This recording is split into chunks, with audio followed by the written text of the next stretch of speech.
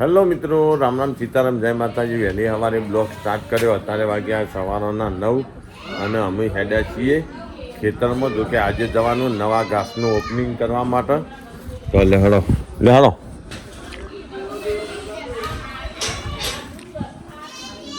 જયલું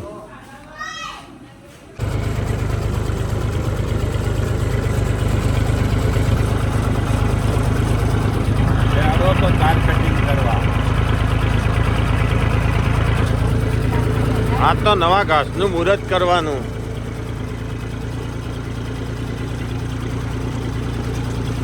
તો બહુ મસ્ત એવું વાતાવરણ તમે જોઈ શકો કર્યું। અને આજે તડકો કાઢ્યો અને જો આટલો કંકોડો જડ્યો, આમાં આટલો બીજો જડે ને તો બહુ મસ્ત એવું શાક થઈ જાય, કંટ્રોલ આન બરાબર।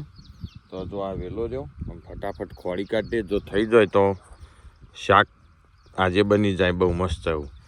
તો લેહડો ફટાફટ વેણી કાઢીએ કંટ્રોલા।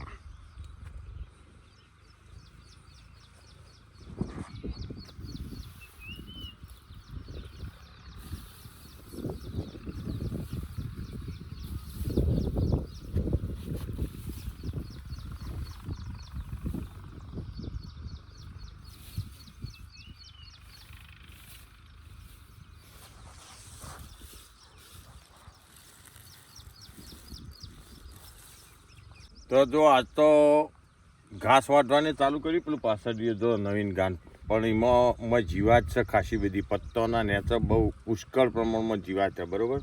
એટલે 2 પારા એ કર્યા અને અમે વાટવાનું છે શેઢો। જો આ બહુ મસ્ત એવો શેઢો થયો હો। તો જો પેલી બાજુ વાટવાનું ચાલુ થઈ ગયો શેઢો। એક ટોપું કરી દઈએ બેહો વચ્ચે ફટાફટ। મશીન લાવવું એટલે આ વાટવાની જફા જતી રહે, શું કહેવું કીધી? હા, મશીન લાવીએ ફટ લેતા ઓમ કરીને ઓમ કરો ને એટલે સીધો વઢાઈ જાય। ગમે તેવું હોય ને તો વઢાઈ જાય। આ શેઢો વાટવાની મજા આવે હો। ના 500 દામ લાવી દઈએ મશીન। હા, લુધાવું પણ નહીં, ડાયરેક્ટ આવે તો ભાભરમાં મળે। હાવ ઓનલાઈન આવી જાય ને।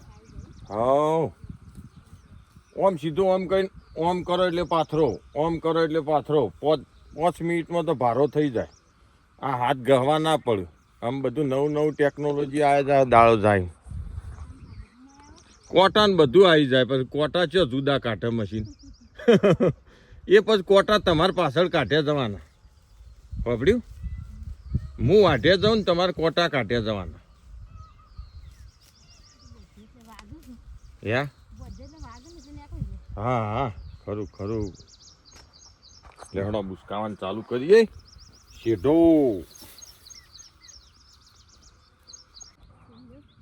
નહીં ગયેલો ને તો થઈને જાય ને।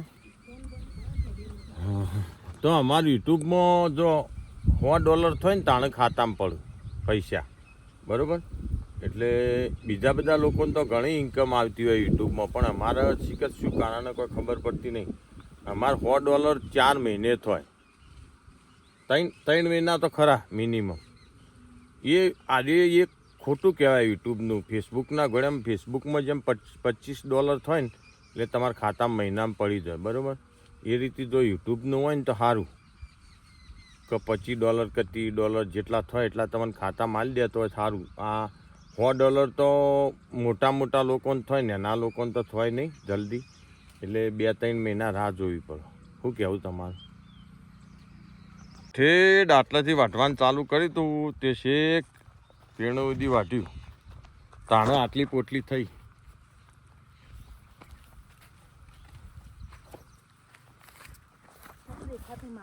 માપ ના થાય એટલું બધું। જો હોજે ખોણ મેળવાનું હોય, 2 દાડે ખોણ મૂકવું પડે, 2 દાડે 1 દાડો ખોણ મૂકવું પડે, 1 દાડે જબરજસ્ત કાઢવું પડે। અને પાછું હમણાં 4-5 દાડા વરસાદ આવી ગયો ને એટલે બળતણે હળગતો નહોતો, પણ જોડેથી હળગાવી કેટલા વકોને તાણે હળગ્યો। હા, અને એક બાજુ ભેંસ દોવાઈ રહી જોઈ શકો છો। ગાય તો દોઈ કાઢી, એમ ભેંસ દોવાનું ચાલુ।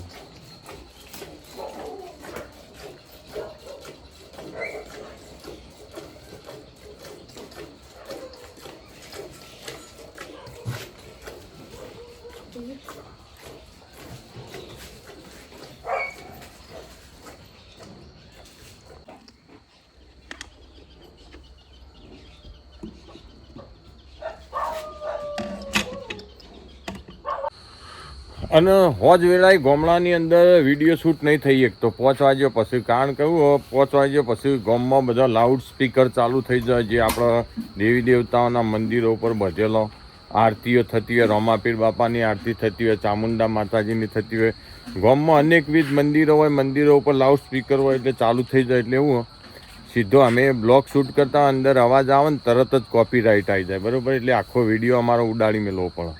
પછી કોઈ રોડ ઉપર જતું હોય ડીજે સાઉન્ડ લઈને કોઈ જતા હોય, હોક 1 કિલોમીટર શેટરે પણ ફોનની અંદર જો એ સોંગનો માં થોડો ઘણો પણ અવાજ કેચઅપ થઈ જાય ને તો વિડીયો ડિલીટ મારી દેવો પડે ને કોપીરાઇટ આવે, બરાબર. એટલે ફેસબુક તમે આપણે સમજીએ કે આ વિડીયો ઉતારીને મેલ દીધો ને બસ પેલું એ થઈ જાય એવું નહીં હોતું. આની અંદર પણ ઘણી મહેનત કરવી પડે, ઘણી મજૂરી કરવી પડે અને ઘણું બધું વોર રાખવું પડે, બરાબર. ડાયરેક્ટ કશું થતું નહીં. તમારા મનથી કે આ શૂટ કરીને ઉતારીને સીધો મેલ દીધો એટલે હેડ તો થઈ જાય એવું નહીં હોતું. આમાં અનેક પ્રકારનું વિચારવું પડે. એડિટિંગ કરતી વખત બધું અમારે જોવું પડે. પાછળ શું હોય, પાછળ કઈ વ્યક્તિ શું કરતી હોય એ બધું જોવું પડે. પછી આજુબાજુવાળા શું બોલતા હોય. ઘણી વખત આપણા ગામડામાં તો તમને ખબર હોય દેશી ભાષામાં બધા બોલતા હોય, એટલે ઘણાના મૂઢ અમારા મહેસાણા જિલ્લામાં તો વાતે વાતે ગાળો આવે, એ બધું કટિંગ કરવું પડે અમારે. એટલે બધું હોર રાખવું પડે, બરાબર. તો બહુ મસ્ત એવી સોજ પડી જઈએ. જો આજ તો આખો દિવસ એકદમ ઉઘાડ હતો, તડકો કાઢ્યો તો બહુ મસ્ત એવો. જો આવો ને આવો તડકો હજી 5-6 દિવસ કાઢે ને તાણું વાવેતર જાર્યોનું ને એ બધું થઈ જાય. એરંડા જાર્યો એ બધું વાવેતર આ વખત થઈ જાય. જો કે આજે અમે જાર લાયા, જારના 1500 રૂપિયા ભાવ થઈ ગયો. હજી વરાપ થતો તો 4-5 દાડે વરાપ થતો 1500ના 150 થઈ જાય, બરાબર. કોઈ નક્કી નહીં હોવાનું. એટલે આજે જાર લાવી દીધી આપણે. આમાં 3-4 દિવસ કોરું કાઢે ને એટલે વાવી દેવાનું. લ્યો કમ્પ્લીટ થઈ ગયું ખોણ? હા, ખોણ કમ્પ્લીટ થઈ જશે. અને બહુ મસ્ત સોજવેળાનો વાડીનો નજારો તમે જોઈ શકો. જો એકદમ સુમસામ વાતાવરણ. બધી જ ભેંસો ગાયો બધી અંદર બંધાઈ જઈ.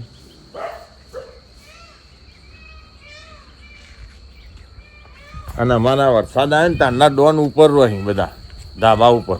જો હું તમને બતાવું, જો એ નેચે ઊંઘવાનું પસંદ નહીં કરતા, ઉપર હોય ને એટલે એવાનો હું ચોફેરથી વાયરો આવે અને મચ્છર ના કરડે. જો એક તો હાર્યો પહેલો તો ભાઈલું આયા જો સન ધાબા ઉપર એ ગાડલું પાથરેલું પાછું. જો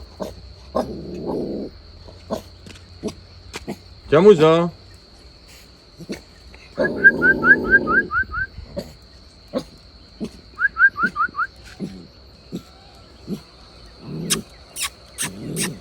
લેડો.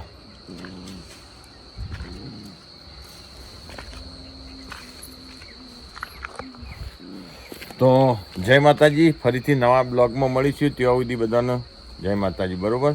અને ચોક્કસ કમેન્ટ કરજો.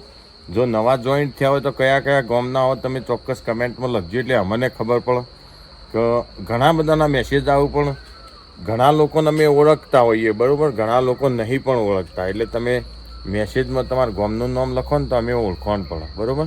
લેવડો આમ જલ્દી દૂધ આલવા જવાનું હોય નીકળી જઈએ. તો આજે બનાવ્યું છે જો ચોમાસાનું લોકપ્રિય એવું કંકોડોનું શાક.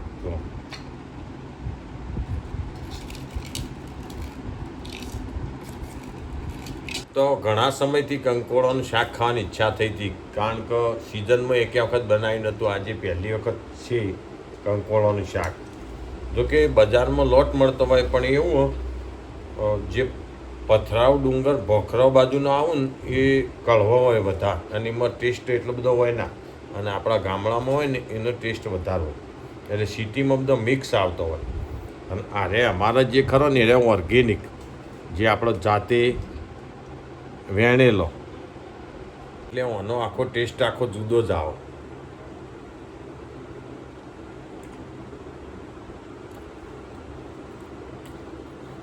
એક નંબર શાક બને કંકોડો. શરીર માટે પણ બહુ બેસ્ટ આવે. જાણો ફટાફટ ફિનિશ કરી.